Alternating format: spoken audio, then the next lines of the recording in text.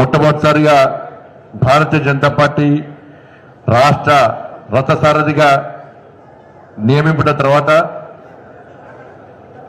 కరీంనగర్ గడ్డ మీద అడుగుపెట్టినటువంటి మనందరి ప్రియతమ నాయకులు భారతీయ జనతా పార్టీ రాష్ట్ర అధ్యక్షులు శ్రీ ఎన్ రామచంద్రరావు గారికి, శాసన మండలి సభ్యులు శ్రీ కొమరయ్య గారికి, శ్రీ అంజిరెడ్డి గారికి, భారతీయ జనతా పార్టీ జిల్లా అధ్యక్షులు నేడు సభాధ్యక్షులు కృష్ణారెడ్డి గారికి, అదేవిధంగా గోపి గారికి, రాష్ట్ర ప్రశస్త మనోహర్ గారికి, ఇట్లా వేదిక పెద్దలందరికీ, రాష్ట్ర జిల్లా నాయకులకు, అందరూ కూడా వచ్చిన కార్యకర్తలందరికీ, పాత్రికేయ మిత్రులందరికీ కూడా నమస్కారాలు. రామచంద్ర గారు రాష్ట్ర అధ్యక్షులు అయిన తర్వాత మనకు తెలిసి వాళ్ళ తెలంగాణ రాష్ట్రం మొత్తం కూడా ఇదే జోష్ వాతావరణం, కార్యకర్తల కూడా విశ్వాసం, నమ్మకం ఉంటుంది. ఎస్, భారతీయ జనతా పార్టీలో కమిట్మెంట్తో కష్టపడి సిద్ధాంతం కోసం పనిచేసినటువంటి కార్యకర్తలకు జాతీయ నాయకత్వం స్థానం ఇస్తుంది, ప్రోత్సహిస్తుంది, వాళ్ళకి బాధ్యతలు అప్పచెప్తుందని చెప్పి దానికి నిలువెత్తు నిదర్శనమే మన రాష్ట్ర అధ్యక్షులుగా శ్రీ రామచంద్ర గారు రాష్ట్ర అధ్యక్షుడిగా నియామిక కావడం విషయం మనకు తెలుసు. రాష్ట్ర వ్యాప్తంగా కూడా తెలుసు. చాలా మంది ఫస్ట్ అనుకున్నారు రామచంద్ర గారు చాలా సిన్సియర్, చాలా అమాయకుడు, ఏం మాట్లాడి కావచ్చు అనుకున్నారు. కానీ రామచంద్ర గారు సంగతి ఎవరు మొన్న చెప్పినట్టు హైదరాబాద్లో చెప్పినా నేను. కానీ మా కరీంనగర్లో మాత్రం రామచంద్రరావు అంటే ఏంటో తెలుసు, బాగా డేంజర్ అన్నారు. బాగా డేంజర్. ఒక్కసారి దృష్టి పెట్టిండి అనుకో వాడిని ఇచ్చిపెట్టాడు. ఇక అప్పుడు కేసీఆర్ మీద దృష్టి పెట్టినాం మనం, ఇప్పుడు రామచంద్ర గారు కాంగ్రెస్ పార్టీ మీద దృష్టి పెట్టాడు, కాంగ్రెస్ పార్టీ అవుట్. వారి ప్లాన్, ఒక స్ట్రాటజీ, ఒక కమిట్మెంట్ నిజంగా ఈ తెలంగాణ రాష్ట్రంలో నేను అఖిల భారతీయ విద్యార్థి పరిషత్లో కార్యకర్తగా ఉన్నప్పుడు అనేక మంది భారతీయ జనతా పార్టీతో పాటు విద్యార్థి పరిషత్ కార్యకర్తలందరూ కూడా చాలా మందిని కాపాడినటువంటి గొప్ప వ్యక్తి రామచంద్రరావు గారు. ఎక్కడ ఏ కేసున కూడా అంతకుముందు తెలుసు, ఈ చట్టం మీద చాలా తక్కువ అవగాహన, కేసులు, కార్యకర్తల మీద కేసులు, టీడీపీ గవర్నమెంట్ ఉన్నా, కాంగ్రెస్ గవర్నమెంట్ ఉన్నా, బీఆర్ఎస్ గవర్నమెంట్ ఉన్నా, ఏ గవర్నమెంట్ ఉన్నా ఈ తెలంగాణ రాష్ట్రంలో బతుకులు బర్బాద్ అయినాయి కేవలం భారతీయ జనతా పార్టీ కార్యకర్తలే. వీళ్ళువై వాళ్ళొచ్చినా, వాళ్ళువై వీళ్ళొచ్చినా, ఎవరివైనా కూడా మనం గానే ఉంటున్నాం. మన పనుల్లో కొట్లాడు, ఆందోళన చేసుడు, లాఠీ చార్జ్లో దెబ్బలు తినడు, జైలుకు పోడు, కేసులు భరించడు. ఈ సందర్భంలో కార్యకర్తలు కాపాడే ఒక వ్యక్తి ఉండాలి, మనకు ఒక లీగల్ టీం ఉండాలి. లీగల్ టీం అంటే పర్ఫెక్ట్ టీం. వల్ల ఇప్పుడు కాంగ్రెస్ వాళ్ళకి legal team, Congress party legal team మొత్తం ఫెయిల్ అయిపోయింది. వాళ్ళకి లీగల్ మీద అవగాహన లేదు కాంగ్రెస్ పార్టీ, అందుకే అన్ని కేసులు ఫెయిల్ అవుతున్నారు కాంగ్రెస్ వాళ్ళు. కానీ ఆ రోజు భారతీయ జనతా పార్టీ కార్యకర్తలు ఆదిలాబాద్ జంగల్లో కూడా, కరీంనగర్లో జంగల్లో కూడా ఎక్కడ ఏ కార్యకర్తకు పోలీసులు పట్టుకపోయినా, అరెస్ట్ చేసినా, జైలుకు పంపే ప్రయత్నం చేసినా వెంటనే కింది స్థాయి కార్యకర్త ఫోన్ చేసి, డైరెక్టర్ రామచంద్రరావు ఫోన్ చేసి, అన్నా మా కార్యకర్తను పట్టుకున్నాడు, మన నాయకుడిని అరెస్ట్ చేశాడంటే వెంటనే సంబంధిత ఎస్పీలతోని, పోలీసులతోని, అడ్వకేట్స్తో మాట్లాడి వెంటనే బెయిల్ ఇప్పించడం, వాళ్ళని కాపాడే ప్రయత్నం చేసినట్టే నిజంగా చాలా గొప్ప వ్యక్తి రామచంద్రరావు. రామచంద్రరావు ఏదో ప్రెసిడెంట్ అయ్యిండు, కరీంనగర్కి వచ్చిండు అని చెప్పి పొగుడతలేను, నేను వాస్తవం చెప్తున్నా. అందుకే రామచంద్రరావు గారు లాంటి వ్యక్తి ఇలా రాష్ట్ర అధ్యక్షుడు ఏంటంటే వాళ్ళ కార్యకర్తల లోపల ఒక విశ్వాసం, ఒక భరోసా ఏర్పడ్డది. అందుకే నేను మళ్ళీ చెప్తున్నా, ఎప్పుడు ఈ తెలంగాణ రాష్ట్రంలో ఎప్పుడు ఎక్కడ ఎన్నికలు జరిగినా కూడా 2028లో కానీ ముందే ఎన్నికలు వచ్చినా కానీ తెలంగాణ రాష్ట్రంలో రామచంద్రరావు గారి నేతృత్వంలో ఈ తెలంగాణ రాష్ట్రంలో భారతీయ జనతా పార్టీ అధికారం రావడం ఖాయం. ఎట్టి పరిస్థితుల్లో తెలంగాణ గడ్డ మీద ఇదే రామచంద్రరావు గారి నేతృత్వంలో ఇలా గొల్లకొండ కిల్ల మీద కాషాయం జెండా ఎగరడం పక్కా, ఇది జరిగి తీరుతుంది. ఎందుకంటే బీఆర్ఎస్ పార్టీ అవినీతి మొత్తం కూరుకపోయింది. నిన్నటి నుంచి మొన్నటి నుంచి బీఆర్ఎస్ పార్టీ గురించి చెప్తే ప్రజలు చీతు అంటున్నారు. మీరు బీఆర్ఎస్ పార్టీ పేరు చేయకుండా అంటున్నారు. ఇలా కాంగ్రెస్ పార్టీ ఏం చేస్తుంది, కాంగ్రెస్ పార్టీ ఇచ్చిన హామీ నెరవేర్చలేదు, బీఆర్ఎస్ పార్టీకి కాంగ్రెస్ పార్టీ ఒత్తాసు వస్తున్నది. ఇవాళ దాన్ని దృష్టి ఉంచుకొని ఇవాళ రామచంద్ర గారు తెలంగాణ రాష్ట్ర వ్యాప్తంగా పర్యటిస్తూ ఈరోజు కరీంనగర్ వచ్చారు. ఇలా రామచంద్ర గారి సమక్షంలో రామచంద్రరావు సమక్షంలో ఇలా నేను ప్రామిస్ చేస్తున్నా. ఇక్కడ కరీంనగర్ జిల్లాలో ఈ కరీంనగర్ పార్లమెంట్ పరిధిలో స్థానిక సంస్థల ఎన్నికల్లో ఈ కార్యకర్తలందరినీ జెడ్పీటీసీ గాని, ఎంపీటీసీ గాని, సర్పంచ్ గాని, వార్డు మెంబర్లు గాని, కౌన్సిలర్ గాని, కార్పొరేటర్లు గాని అత్యధికంగా మేమే గెలిపించి మీకు అప్పచెప్పే బాధ్యత మాది. వాళ్ళ పక్క గెలిచినా కదా అన్న, మీరు ధైర్యం కూడా అన్న. నేను నిన్నగాక మొన్న మండలాధ్యక్షుల మీటింగ్ పెట్టినా, మండలాధ్యక్షులకు భరోసా ఇచ్చిన అందరికి. ఇవాళ మీ అందరూ దీనిలో పోలింగ్ బూత్ అధ్యక్షులు కార్యదర్శులు చేతులండి వస్తారు, చూడండి సార్. చలో అక్కడ హాల్లో ఇక్కడ మీరు పనిచేయండి, మీరు అనద్య ఓన్లీ పక్కన హాల్లో ఉన్న వాళ్ళు చేతులెత్తాలి. భారత్ మాతాకి మీరు వాళ్ళు భారత్ మాతాకి అక్కడ ఉన్నారు హాల్లో కూడా. ఇలా నేను చెప్తున్నాను, మీ అందరినీ గెలిపించే బాధ్యత నాది. 100% గెలిపిస్తా. ఏదైనా దేనికైనా తెగించేలా మీ అందరినీ గెలిపించే బాధ్యత నాది. మిమ్మల్ని గెలిపించకుండా కూడా బాధ్యత నన్ను వేసుకుంటా. నేను పక్కా గెలిపిస్తాను మీ అందరినీ. ఇవాళ 2 ప్రకటనలు చేస్తున్నాను. ఇవాళ 2 ప్రకటనలు చేస్తున్నా. గతంలో బీఆర్ఎస్ పార్టీ కానీ అంతకుముందు పార్టీలు కానీ ఏకగ్రీవంగా గెలిచిన సర్పంచ్లో ఎంపీలో గెలిపిస్తే 5 లక్షలు ఇస్తానా లేదా? ఎక్కడన్నా గ్రామ పంచాయతీకి ఇచ్చిరా? ఎక్కడ ఇచ్చిరా? ఇవాళ నేను చెప్తున్నా, కరీంనగర్ పార్లమెంటు నియోజకవర్గంలోని ఓటర్ మహాశయులకు నేను విజ్ఞప్తి చేస్తున్నా. ఇవాళ మా పార్టీ సింబల్ మీద పోటీ చేసే మా ఎంపీటీసీ అభ్యర్థులకు గెలిపించండి. గెలిపించిన ఎంపీటీసీకి 5 లక్షల గ్రామానికి ఇచ్చే బాధ్యత నాది. వాళ్ళు 100% 5 లక్షలు ఇస్తా. మీరు జెడ్పీటీసీ గెలిపిస్తే ఒక్కొక్క జెడ్పీటీసీకి ఆ పరిధిలో అభివృద్ధి కోసం 10 లక్షలు ఇచ్చే బాధ్యత నాది. ఇవాళ అంతకుముందు దాంతో పాటు మొన్నటి దాకా 10th క్లాస్ పిల్లలకు సైకిల్ ఇచ్చినామే లేదా? ఇంకా కొన్ని ఇప్పుడు నడుస్తున్నాయి. ఇంకా వర్షాలు పడ్డాయి కాబట్టి ఇంకొక 2-3 మండలాలు మిగిలినాయి. వాళ్ళకి 15 రోజులు కూడా వాళ్ళకు కూడా ముడతాయి. లైన్గా ఇచ్చుకుంటూ పోతున్నాం. సైకిల్ వచ్చినాయి కదా, అంతకు వచ్చినాయి కదా. రాని వాళ్ళకి మాత్రం ఈ 15 డేస్లో వస్తూ ఉన్నాయి. ఇలా మా భారతీయ జనతా పార్టీని గెలిపేయండి. ఆ లోపల ఎలక్షన్ల కోడ్ వస్తే చెప్పలేండి. ఎలక్షన్ల కోడ్ రాకుంటే మళ్ళీ మొదటిదాకా 10th ఇచ్చినాం. పక్కా ప్రభుత్వ పాఠశాల చదివే 9th గర్ల్స్ బాయ్స్ కూడా పక్కా సైకిల్ ఇస్తాం అన్నది. ఎందుకంటే ఈ 9th స్టూడెంట్స్ కూడా నెక్స్ట్ ఇయర్ ఇవ్వాలి. కానీ Modi kids already school start అయింది కాబట్టి అందరు కూడుకున్నారు కాబట్టి నెక్స్ట్ ఇయర్ 9th క్లాస్ వాళ్ళకు ఇప్పుడే ఈ ఇయరే దీని దసరా తర్వాత తప్పకుండా అందరికీ ఎలక్షన్ కోడ్ రాకుంటే 100% ప్రతి 9th క్లాస్ అబ్బాయిలకు అమ్మాయిలకు గర్ల్స్ బాయ్స్ కింద కూడా పక్కా సైకిల్ ఇస్తా. ఎంపీటీసీకి 5 లక్షల రూపాయలు ఇస్తా. జెడ్పీటీసీ గెలిపిస్తే 10 లక్షల రూపాయలు ఇస్తా. ఇవాళ తప్పకుండా 9th క్లాస్ గర్ల్స్ బాయ్స్ అందరు కూడా పక్కా మోడీ గిఫ్ట్. ఏం గిఫ్ట్ ఇది? మొన్న ఏం గిఫ్ట్ ఇచ్చినాం, మళ్ళీ ఏమి ఇస్తున్నాం? ఇలా మోడీ గారి జన్మదినం ఎప్పుడు? 17th సెప్టెంబర్ మోడీ గారి యొక్క జన్మదినాన్ని దృష్టిలో ఉంచుకొని ఇలా మోడీ గిఫ్ట్ పేరుతోని 9th క్లాస్ స్టూడెంట్స్ అందరూ కూడా పక్కా సైకిల్స్ ఇస్తారు.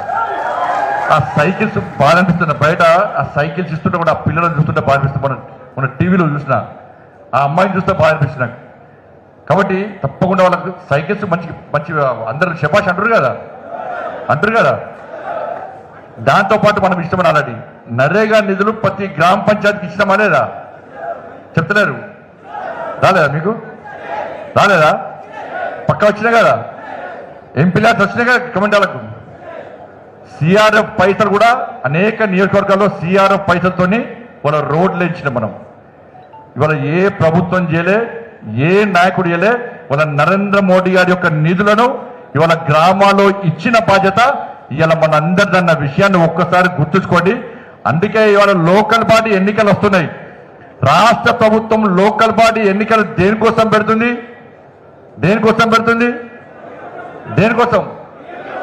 కేంద్ర ప్రభుత్వం నిధుల కోసం పెడుతుంది. అవునా కదా? నిధులు ఎవరి నిధులు? కేంద్ర ప్రభుత్వాన్ని. మరి కేంద్ర ప్రభుత్వం నిధుల కోసం ఎలక్షన్లు పెడితే ప్రజలు ఎవరు కొట్టేస్తారు?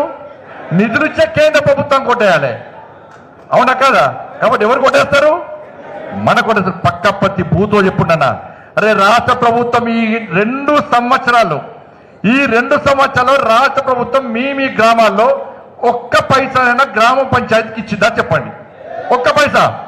2 సంవత్సరాల్లో గ్రామ పంచాయతీకి ఒక్క పైసా గుండా ఇయ్యని ఏకైక ప్రభుత్వం దేశంలో ప్రపంచంలో ఉన్నదంటే తెలంగాణలోని కాంగ్రెస్ పార్టీ ప్రభుత్వం మాత్రమే. ఇవి పక్కన బీఆర్ఎస్ ఏం చేసింది? మొత్తం సర్పంచ్లతోని కేంద్ర ప్రభుత్వం నిధులు మొత్తం దారి మనిచ్చి సర్పంచ్లతోని పనులు చేసుకొని ఇలా సర్పంచ్లకు పైసలు ఎగ్గొట్టి ఇలా బీఆర్ఎస్ పార్టీ అట్లా మోసం చేస్తే ఒక్క పైసా ఇవ్వకుండా కాంగ్రెస్ పార్టీ అలా మోసం చేస్తుంది. కాంగ్రెస్ పార్టీ ప్రజాస్వామ్య నమ్మకం లేదు. గ్రామ పంచాయతీలలో కూడా ప్రజలు ఇబ్బంది పడుతున్నారు. గ్రామ పంచాయతీలను అభివృద్ధి చేయాలని సోయి కాంగ్రెస్ పార్టీకి లేదు.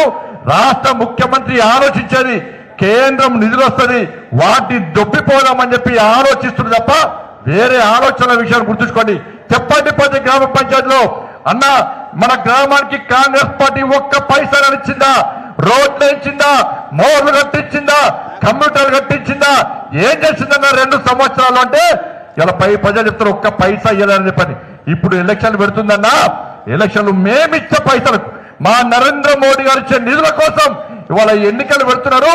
ఆ నిధులు డైవర్ట్ కావద్దంటే, ఆ నిధులు దారి మళ్లించదంటే కేంద్ర ప్రభుత్వం పైసలు ఇస్తుంది కాబట్టి నరేంద్ర మోడీ వారసులుగా మేం పోటీ చేస్తున్నాం కాబట్టి మాకు ఓటేయండి. ఇచ్చిన నిధులను మన గ్రామానికి ఖర్చు పెట్టే బాధ్యత మాది అని చెప్పి ప్రతి గ్రామంలో ప్రతి పోలింగ్ బూత్ లో ఇలా మీరు స్పష్టం చేస్తే ప్రజలు మనకు అనుకూలంగా ఉన్న విషయాన్ని మనం గుర్తుంచుకోవాలి. ఇవాళ ఇవన్నీ కూడా ప్రజలు ఆలోచిస్తున్నారు. ఇవాళ కేంద్రం ఇచ్చే నిధులను డైవర్ట్ చేస్తున్నారు.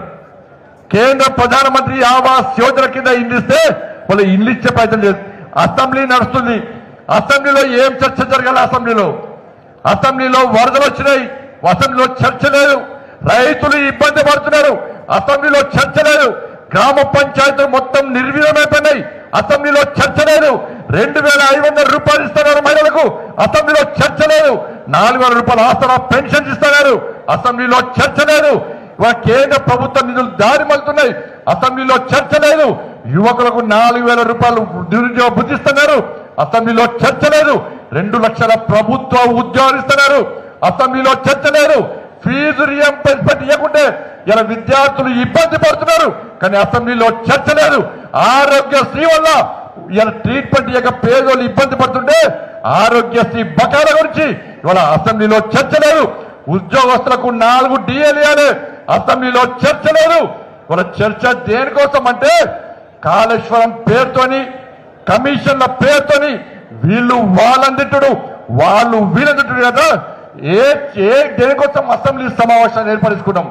ఏ చర్చ జరగాలో ఆ చర్చ కనీసం అసెంబ్లీలో జరుగుతలేదంటే ఈ 2 పార్టీ యొక్క ద్వంద్వ వైఖరి, ఈ 2 పార్టీ యొక్క కాంప్రమైజ్ పాలిటిక్స్ ను వాళ్ళ తెలంగాణ సమాజం గుర్తించాల్సిన అవసరం ఉంది.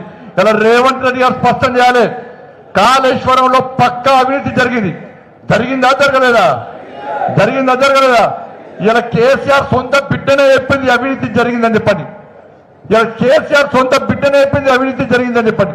అవినీతి జరిగింది వాస్తవం. ఈ భూమి మీద ప్రపంచంలో ఈ భూమి మీద అత్యంత పెద్ద స్కామ్ ఏదంటే కాళేశ్వరం స్కామ్. ఇలా అవినీతి జరిగింది వాస్తవం. అవినీతి జరిగిందని కాంగ్రెస్ పార్టీ చెప్పింది, అవినీతి జరిగిందని మేం చెప్పినాం.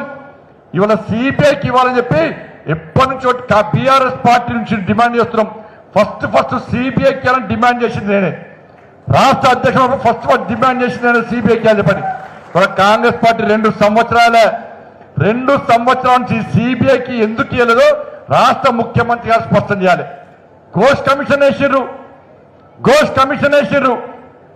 కమిషన్ నివేదిక వచ్చింది. ఘోష్ కమిషన్ నివేదిక దాన్ని చదివిరు కాంగ్రెస్ పార్టీ మంత్రులందరూ. చదివినాక ఏం చేయాలి? అసెంబ్లీలో చర్యలు తీసుకోవాలి. ఆ ఏం చర్యలు తీసుకున్నారో అసెంబ్లీలో చర్చించాల్సిన అవసరం ఉంది. కానీ అసెంబ్లీలో పెట్టిర్రు, దాన్ని మళ్ళీ ఏం చేసిర్రు? సిబిఐ అన్నాడు. ఇలా ఘోష్ కమిషన్ రిపోర్ట్ మీరు ఇచ్చిన తర్వాత ఘోష్ కమిషన్ రిపోర్ట్ ఆధారంగా సిబిఐ విచారణ జరపాలంటే ఇలా దొంగ చేతికి తాళాలు ఇచ్చాడు. ఇలా లీగల్ గా దానిలో ఉన్న లోసుకులను బీఆర్ఎస్ పార్టీ గుర్తించి వాళ్ళ అడ్వకేట్ పెట్టుకుని వాదించి ఇవాళ దాని మీద రిలీఫ్ ఆర్డర్ వాళ్ళకి వచ్చింది. దీనిలో కోర్టులో వాదించడంలో ఇలా రాష్ట్ర ప్రభుత్వం ఫెయిల్ అయిపోయింది. రాష్ట్ర ప్రభుత్వం బీఆర్ఎస్ పార్టీకి ఈ కేసు నుంచి ఈ అవినీతి నుంచి తప్పించుకునే అవకాశం ఈ 2 సంవత్సరాలుగా కాంగ్రెస్ పార్టీ వాళ్ళకి ఇచ్చింది కాబట్టి ఇవాళ తప్పించుకొని తిరిగే ప్రయత్నం ఇవాళ బీఆర్ఎస్ పార్టీ చేస్తున్నారు. ఇలా రేవంత్ రెడ్డి గారు 2 సంవత్సరాలు ముట్టుకుంటున్నారు మేము సిబిఐకి ఇవ్వని. మరి అప్పుడు ఎందుకు వెళ్ళే ఇన్ని 2 సంవత్సరాలు ఇప్పుడు ఎందుకు ఇచ్చారో స్పష్టం చేయాలి. ఇలా సిబిఐకి లేఖ రాసిన వీళ్ళు ఘోష్ కమిషన్ రిపోర్ట్ ఆధారంగా మేము చేస్తామని. ఘోష్ కమిషన్ రిపోర్ట్ తప్పని చెప్పి వాళ్ళ కోర్టులో కేసేసారు. అప్పుడు రాష్ట్ర ప్రభుత్వం ఏం చేయాలి? ఘోష్ కమిషన్ పక్కకు పెట్టి ఈ స్కామ్ జరిగింది, అవినీతి జరిగింది, ఎన్డీఎస్ఏ రిపోర్ట్ ఇచ్చారు, విజిలెన్స్ రిపోర్ట్ ఇచ్చారు, అనేక రిపోర్ట్లు వచ్చినాయి.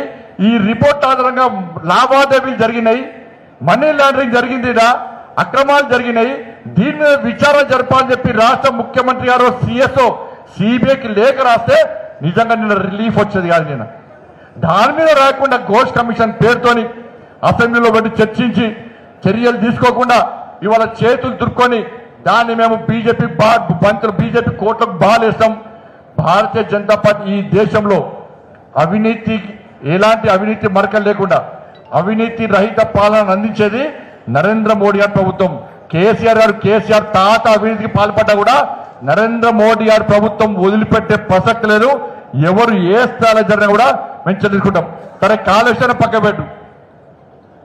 ఇలా ఫోన్ ట్యాపింగ్ లో జడ్జి ఫోన్ ట్యాప్ చేశారు, కేంద్ర మంత్రుల ఫోన్ ట్యాప్ చేశారు. మరి చేసినప్పుడు ఫోన్ ట్యాపింగ్ విషయంలో మరి రాష్ట్ర ముఖ్యమంత్రి గారు ఫోన్ ట్యాపింగ్ కేసు సిబిఐకి ఎందుకు ఇస్తున్నారో స్పష్టం చేయాలి. డైలీ సీరియల్ కన్నా నెలకొకసారి పిలుస్తారు, ఒకసారి నన్ను పిలుస్తారు, ఒకసారి ఇంకో పిలుస్తారు, టైం పాస్ చేస్తున్నారు. ఎందుకంటే అక్కడ ముడతలో పైసలు భారీగా నడుస్తున్నది. పైసలు ఎన్ని ముట్టాలో ఢిల్లీలో ముడతలే కాబట్టి ఇలా ఫోన్ ట్యాపింగ్ కేసులు డైలీ సీరియల్ లెక్క ఇలా వాయిదాల పద్ధతితో నడిపించే ప్రయత్నం చేస్తున్నారు. దానిలో కూడా జాతీయ సంస్థలు ఉన్నాయి. ఇలా ఫార్ములా ఈ కేసు అంతర్జాతీయ సంస్థలతోని మనీ లావాదేవీలు, పైసల లావాదేవీలు ఉన్నాయి. మరి దానిలో కూడా సిబిఐ విచారణ జరపాలి. ఎందుకు జరుపుతుంది కాంగ్రెస్ పార్టీ ప్రభుత్వం? వాటి కూడా సిబిఐకి ఎందుకు లేట్ చేస్తుంది కాంగ్రెస్ పార్టీ ప్రభుత్వం? మన గొర్రెల స్కామ్ జరిగింది. గొర్రెల స్కామ్ విషయంలో ఈడీ కానీ సిబిఐ కానీ విచారణకు కాంగ్రెస్ పార్టీ ప్రభుత్వం ఎందుకు కోరతలేదు? ఇలా విద్యుత్ కొనుగోళ్ల విషయంలో ఆల్రెడీ కమిషన్ వేసారు. కమిషన్ రిపోర్ట్ ఇచ్చింది. ఆ రిపోర్ట్ ఏమందో ఇప్పటి తెలియదు. దాని కేసీఆర్ తప్పు అని కమిషన్ రిపోర్ట్ ఇచ్చినట్టు కాంగ్రెస్ పార్టీ ప్రభుత్వం చెప్పింది. మరి దాని మీద విద్యుత్ కొనుగోలు స్కామ్ విషయంలో ఎందుకు చర్యలు తీసుకుంటలేరు? ఎందుకు కేసీఆర్ కుటుంబాన్ని అరెస్ట్ చేస్తలేరో రాష్ట్ర ముఖ్యమంత్రి గారు స్పష్టం చేయాల్సిన అవసరం ఉంది. ఇవన్నీ టైం పాస్ అన్న. కవిత బిడ్డ, కేసీఆర్ బిడ్డ రాజీనామా చేసి, కేసీఆర్ బిడ్డ ఏందన్నా? కేసీఆర్ బిడ్డ అర్థం కాదు. కేసీఆర్ కొడుకు ఏందన్నా? టీవీలో మీరు దండం పెడుతున్నా, టీవీలో కూడా ఆ బ్రేకింగ్ బంద్ చేయాలన్నా. కవితక్క రాజీనామా చేస్తుంది, కవితక్కని సస్పెండ్ చేస్తుంది, అది ఉంటే చెప్పరాదు. దాంతో ఏమైందండి ఇవాళ చర్చ జరగాలన్నా.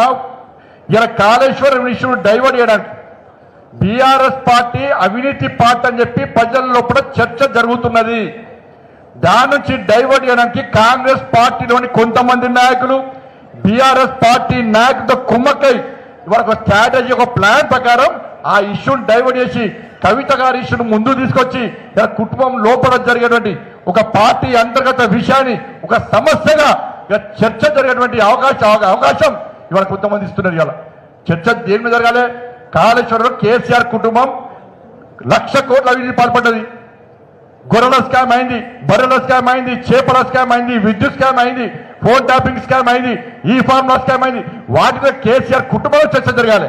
ఇవాళ టీవీలు పెడితే కవితక్క ఎమ్మెల్సీకి రాజీనామా, కవితక్క పార్టీకి రాజీనామా, బీఆర్ఎస్ వాళ్ళు సస్పెండ్ చేసారు, బీఆర్ఎస్ వాళ్ళు ప్రెస్ మీటింగ్ పెట్టి తిడతారు, వీళ్ళు వాళ్ళని తిడతారు, వాళ్ళు తిడతారు.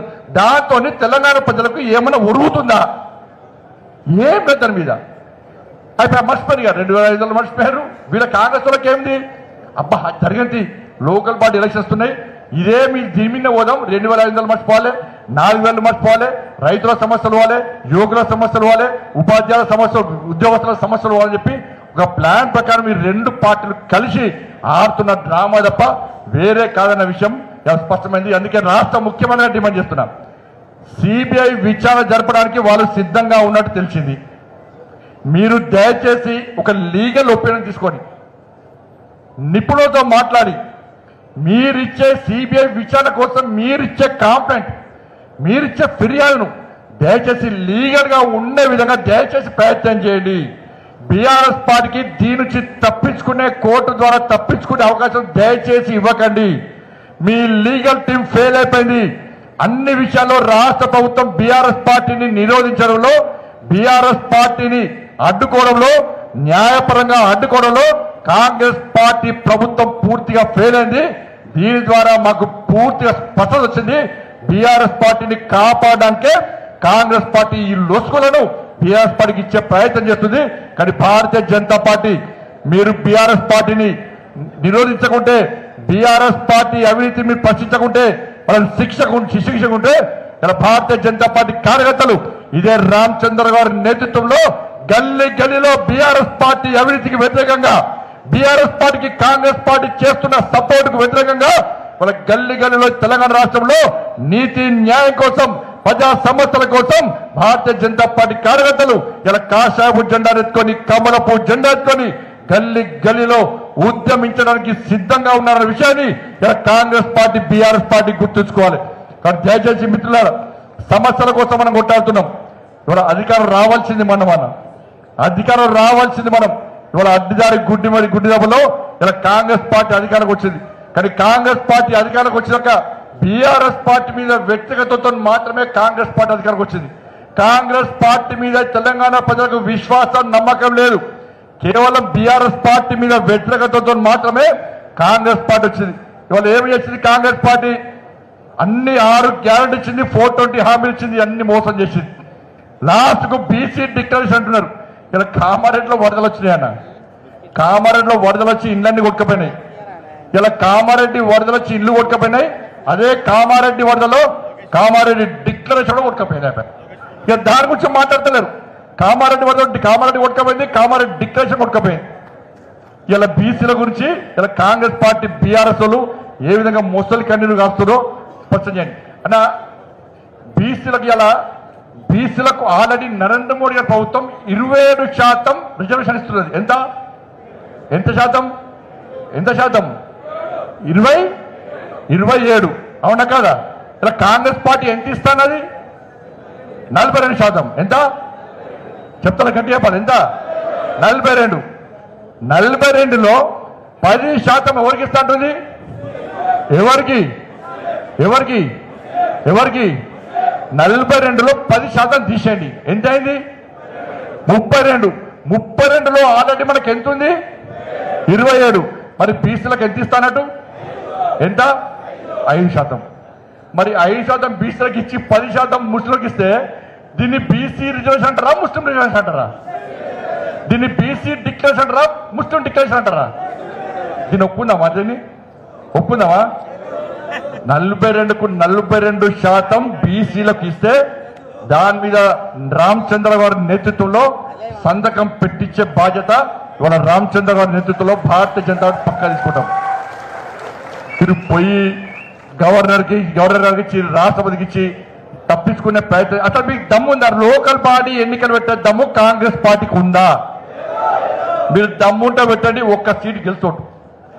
మిమ్మల్ని ఎవరు పట్టించుకోరు. బీఆర్ఎస్ పార్టీ అవుట్, మీరు ఒకటి. ఇవాళ తెలంగాణ రాష్ట్రంలో ఏ కళ్ళు చూసినా ఇలా నరేంద్ర మోడీ గారు గ్రామ పంచాయతీ పైసలు ఇచ్చిన కాబట్టి ఇలా భారతీయ జనతా పార్టీకి అవకాశం ఇస్తామని చెప్పి ఇలా ప్రజలు చూస్తున్నారు. కాబట్టి లోకల్ బాడీ ఎన్నికలు పెట్టకుండా తప్పించుకోవడానికే ఇలా కాంగ్రెస్ పార్టీ ప్రయత్నిస్తున్న విషయం ఇలా వాస్తవం. కాబట్టి ఈ తెలంగాణ రాష్ట్రంలో మొదటి నుంచి కూడా సమస్యలు ఫైట్ చేసింది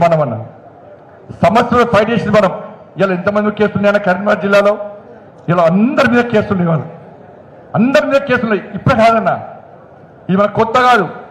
గతంలో నక్సలైట్లు ఉన్నప్పటి నుంచి కొట్లాడుతున్నాం మనం. నక్సలైట్లు దాడి చేసినప్పుడు నక్సలైట్లు చంపారు. ఇలా నవ్వుతున్న ఉపరాష్ట్రపతి అభ్యర్థి వచ్చింది, కాంగ్రెస్ పార్టీ ఉపరాష్ట్రపతి అభ్యర్థి వచ్చింది తెలంగాణకు. వచ్చి ఏమంటుండంటే నక్సలిజం అనేది ఒక ఫిలాసఫీ అట. నక్సలిజం అనేది ఒక ఫిలాసఫీ అట. నేను అడుగుతున్న సుదర్శన్ రెడ్డి గారు, నక్సలిజం అన్నది ఫిలాసఫీ అన్నప్పుడు ఇవాళ ఇక్కడ తుపాకీ పెట్టి నీ చంపుతా అని చెప్పి బెదిరిస్తే ఏ ఫిలాసఫీయో ఒకసారి సుదర్శన్ గారు చెప్పాలి. అరే నడి రోడ్ల పోలీసులను చంపారు, బీజేపీ కార్యకర్తలను నిర్దాక్షిణ్యంగా పోస్టర్లు వేసి వార్లు ఇచ్చి ఇలా చంపిన నక్సలైట్లది ఏ సిద్ధాంతమో ఒక్కసారి సుదర్శన్ గారు చెప్పాలి. అరే చేత తుపాకీ పట్టుకున్న వ్యక్తి సిద్ధాంతాన్ని ఒక ఉపరాష్ట్రపతి అభ్యర్థి ఇలా పొగుడుతుందంటే, ఆయన ఉపరాష్ట్రపతి అయితే ఈ దేశంలో టెర్రరిజం కూడా ఒక ఫిలాసఫీ అని మాట్లాడే అవకాశం కూడా ఇవాళ ఉందన్న విషయాన్ని ఇలా గుర్తుంచుకోవాల్సిన అవసరం ఉంది. నేను అడుగుతున్న కాంగ్రెస్ పార్టీని, ఇలా సుదర్శన్ రెడ్డి గారు వచ్చి నక్సలిజాన్ని ఫిలాసఫీ అంటే మీ కాంగ్రెస్ పార్టీకి సంబంధించి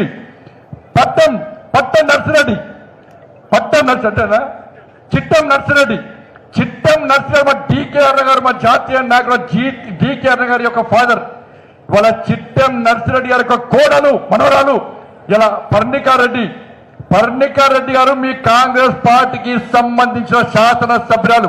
పోయి అడగండి అన్న ఒకసారి, అడగాలి. పర్ణికారెడ్డి గారు స్పష్టం చేయాలి, ఇలా నక్సలిజం ఒక ఫిలాసఫీయా, మీ తాతను చంపినటువంటి ఆ నక్సలైట్లది ఒక ఫిలాసఫీయా, పర్ణికారెడ్డి గారు చెప్పాలి. అట్లనుకో మంత్రిలో శ్రీపాదవారు అజాత శత్రువుగా పేరుపినటువంటి శ్రీపాదవారిని నక్సలైట్లు చంపారు, నడిపోలు చంపేశారు. శ్రీధర్ బాబు గారు స్పష్టం చేయాలి, ఈయన నక్సలిజం ఫిలాసఫీ అన్న సుదర్శన్ రెడ్డి గారికి శ్రీధర్ బాబు గారు సమర్థించరా ఒక్కసారి స్పష్టం చేయాలి. అరే రాజ్యానాయక్ ఒక ఎస్టీ సమాజానికి సంబంధించిన రాజ్యానాయకుడు ఇదే నక్సలైట్లు మట్టుబడితే రాజ్యానాయక్ కుటుంబ సభ్యులు కాంగ్రెస్ పార్టీ కార్యకర్త స్పష్టం చేయాలి. మీ అభ్యర్థి ఫిలాసఫీ అంటున్నాడు, కానీ నక్సలైట్లు చంపింది మీ నాయకులను, ఎస్సీ ఎస్టీ బడుగు బలహీన వర్గాలకు సంబంధించిన అనేక మందిని నక్సలైట్లు చంపితే, అనేక మంది అమాయక పోలీసులను చంపితే, తుపాకీ పెట్టి ప్రజాస్వామ్యబద్ధంగా ఎన్నికైన ప్రభుత్వాలను కూల్చాల్సిందే అని చెప్పి ఇలా స్టేట్మెంట్లు ఇచ్చే నక్సలిజం జాతీయ జెండా ఎగరనీయం. 15th ఆగస్టుకు 26 జనవరికి నల్ల జెండాలు మాత్రమే ఎగిరాయని చెప్పి ఈ దేశ సార్వభౌమాధికారాన్ని ఈ దేశ వ్యతిరేక వ్యాఖ్యలు చేసి ఈ దేశ వ్యతిరేక భావజాలంతో ఉన్న నక్సలైట్ల ఫిలాసఫీ ఏ ఫిలాసఫీ, ఆ ఫిలాసఫీకి సుదర్శన్ రెడ్డి గారు ఎట్లా సమర్థిస్తారో ఒక్కసారి కాంగ్రెస్ పార్టీ స్పష్టం చేయాల్సిన అవసరం ఉంది. అందుకని Bharatiya Janata party line clear. మేము ఈ దేశం కోసం, ఈ ధర్మం కోసం, ఈ సమాజం కోసం, ఈ దేశంలో పేద ప్రజల కోసం పనిచేసే ప్రభుత్వం నరేంద్ర మోడీ గారి ప్రభుత్వం కనుకనే ఇలా ముచ్చటగా 3వసారి ఈ దేశ ప్రజలందరూ కూడా నరేంద్ర మోడీ గారికి అధికారం ఇచ్చారు. ఇలా బీసీల గురించి మాట్లాడుతున్నారు. 27 మంది బీసీ ఎంపీలను మంత్రులు చేస్తే కనుక నరేంద్ర మోడీ గారు అన్న. అరే నరేంద్ర మోడీ గారే ఈ దేశ ప్రధానే ఒక బీసీ, ఈ దేశానికి ఒక బీసీ ప్రధాన్ని అందించిన ఘనత ఇలా భారతీయ జనతా పార్టీ అన్న విషయాన్ని గుర్తుంచుకోండి. 27 మంది ఎంపీలను చేస్తాం. ఒక ఎస్టీకి సంబంధించి రామ్నాథ్ కోవింద్ రాష్ట్రపతి చేస్తాం, ఒక ఎస్టీకి సంబంధించి ద్రౌపది ముర్ము గారిని రాష్ట్రపతి చేస్తాం, ఒక మైనార్టీకి సంబంధించి అబ్దుల్ కలాం గారిని ఒక రాష్ట్రపతి చేస్తాం. ఇవాళ ఈ దేశంలో బీసీల గురించి, ఎస్సీ ఎస్టీల గురించి మాట్లాడే పార్టీ కేవలం భారతీయ జనతా పార్టీ అన్న విషయాన్ని గుర్తుంచుకోండి. ఇవాళ అదే బీసీ అభ్యర్థిని, బీసీ వ్యక్తిని ఉపరాష్ట్రపతిగా పెడితే ఇక్కడ బీసీ రిజర్వేషన్ల గురించి మాట్లాడే కాంగ్రెస్ బీఆర్ఎస్ ఇలా బీసీ అభ్యర్థిని ఓడగొట్టే ప్రయత్నం చేస్తున్నాయి. అగ్రవర్ణాల్లో పేదలకు ఈడబ్ల్యూఎస్ ఇచ్చింది కూడా ఇలా భారతీయ జనతా పార్టీ ప్రభుత్వం, నరేంద్ర మోడీ ప్రభుత్వం. వాళ్ళ రెడ్డిలందరూ బాధపడుతున్నారు. రెడ్డిలందరూ కూడా అరే ఏంటి రేవంత్ రెడ్డి గారు నిన్ను రెడ్డి అని ముఖ్యమంత్రి చేస్తే ఇవాళ ఓడిపోయే సీట్లలో రెడ్డిని పెడతారా మీరు? ఎట్లా ఓడిపోతాం ఉపరాష్ట్రపతిగా, అక్కడి నుంచి రెడ్డిని పెడతారా మీరు? ఎందుకే ఆయన ఓడిపోయిన సుదర్శన్ రెడ్డికి ఇలా ఈడబ్ల్యూఎస్ ఇచ్చి మా బడుగు అగ్రవర్ణాల్లో పేదలను కాపాడిన వ్యక్తి నరేంద్ర మోడీ గారు. కాబట్టి నరేంద్ర మోడీ గారికి వ్యతిరేకంగా మేము సపోర్ట్ చేసే ప్రసక్తే లేదని చెప్పి మన రెడ్డి ఎంపీలు కూడా, రెడ్డి ఎంపీల మీద ఆ రెడ్డి జాతి ఒత్తిడి తీసుకొస్తున్న విషయం వాస్తవం. కాబట్టి దయచేసి మిత్రులారా ఇవన్నీ ఆలోచించండి. ఇవన్నీ ఎందుకు చెప్తామంటే ఇవాళ పోలింగ్ బూత్ అధ్యక్షులు చాలా మంది వచ్చారు. మన గ్రామాన ప్రతి పోలింగ్ బూత్లో భారతీయ జనతా పార్టీ యొక్క ఆలోచన, నరేంద్ర మోడీ గారు చేస్తున్న అభివృద్ధి, నరేంద్ర మోడీ గారు ఇస్తున్న నిధులు, వాటిని మనం ప్రచారం చేయాల్సిన అవసరం ఉంది. కాబట్టి ఇలా మీరందరూ కూడా ఎన్నికలు ఎప్పుడైనా రావచ్చు, ఎన్నికలు వచ్చినా రాకున్నా కూడా మనము మన పోలింగ్ బూత్ లో మన పార్టీని శక్తివంతంగా తయారు చేసే బాధ్యత ఉంది. ఈ పోలింగ్ బూత్ అధ్యక్షులు కార్యదర్శులు వేరే పార్టీలో ఉండరు, సోషల్ మీడియాలో వేరే పార్టీలో ఉండరు.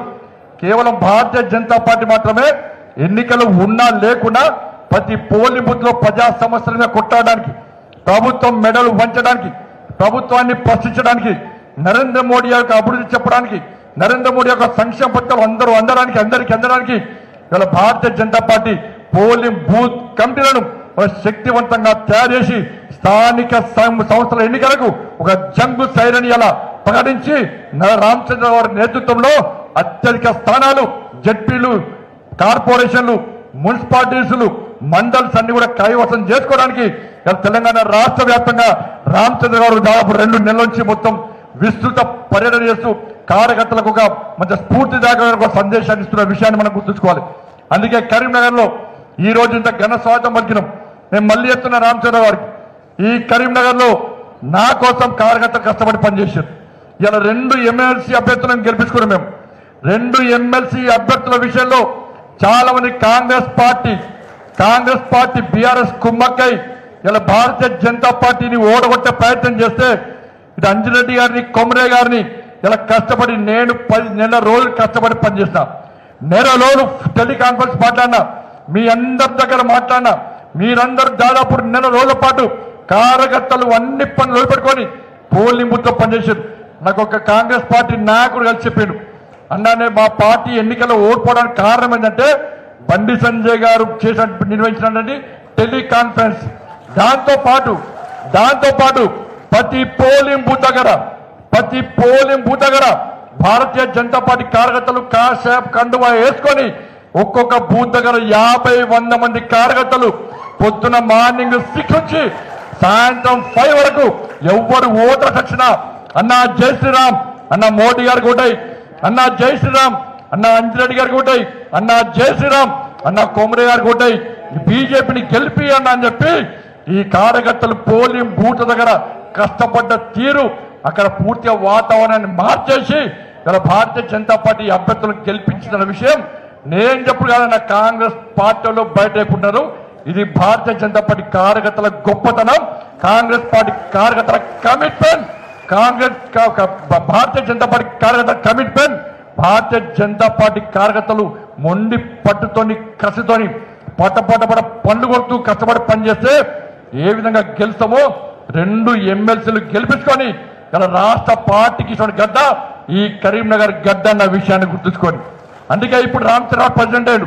తప్పకుండా ఇక్కడ ఎన్నిక జరిగినా కూడా ఈ కరీంనగర్ నుంచి కార్యకర్తలు ఎక్కడ పిలిచినా కూడా ఏ బాధ్యత ఇచ్చినా కూడా ఇలా కష్టపడి పనిచేయడానికి సిద్ధంగా ఉన్నాం.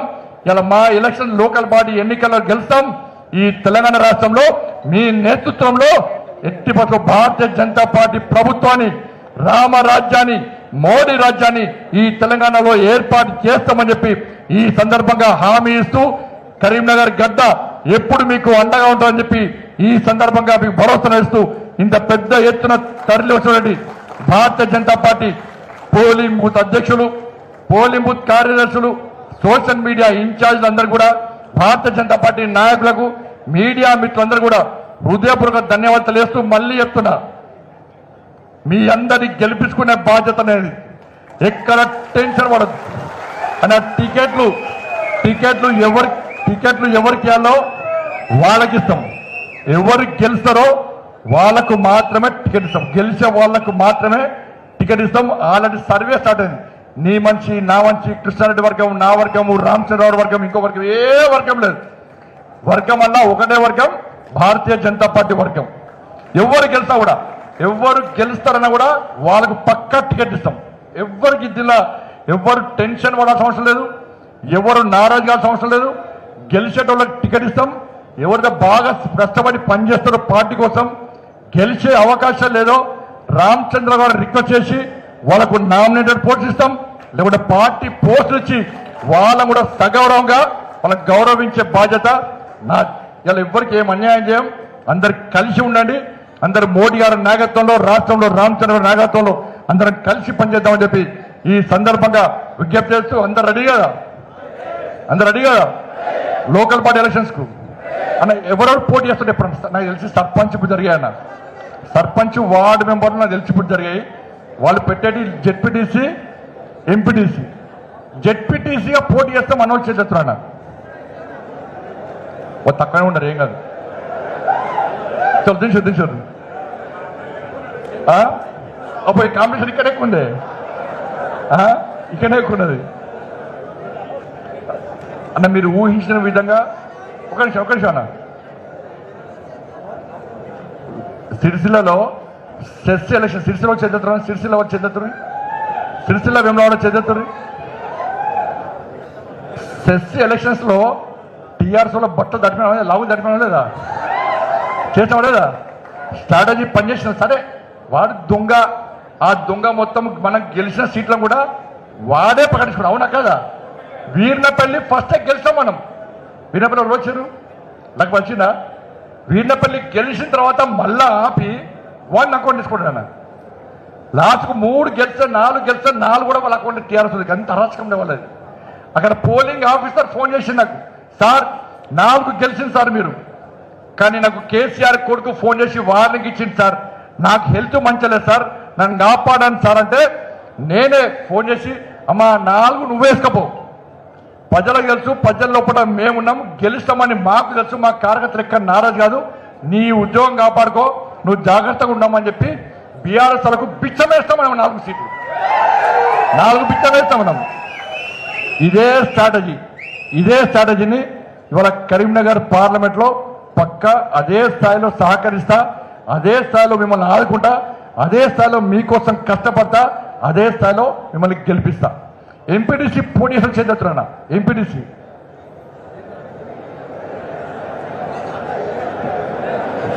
అబ్బో ఒక్కరు గుర్తుంచుకోడన్నా, మనది రాజకీయ పార్టీ, ఫుల్ కాంపిటీషన్ ఉన్నది. కాంపిటీషన్ ఇబ్బంది అక్కడ ఉన్నారు, కాంపిటీషన్ ఇబ్బంది లేదు. రాజకీయ నాయకుడు అంటోడు ఒక్కసారన్నా ఎన్నికల్లో గెలవాలి, ఒక్కసారన్నా ఎన్నికల్లో గెలవాలి. లేకుండా వీడు ఒక్కసారి గెలవలే అదే వీడు ఏం చెప్తాడే మనకంటారు. అందుకే అందరు పోటీ అని చెప్పి వాడు కాంపిటీషన్ పెంచకూడదు. మళ్ళీ పక్క అందరు పోటీ చేయాలి, వాడు మెంబర్ అన్న పోటీ చేసి గెలవాలి అందరు. ఓకేనా? సో ధన్యవాదాలు. భారత్ మాతాకి జై శ్రీరామ్. రామచంద్ర వారి నాయకత్వం. భారత్ మాతాకి జై శ్రీరామ్.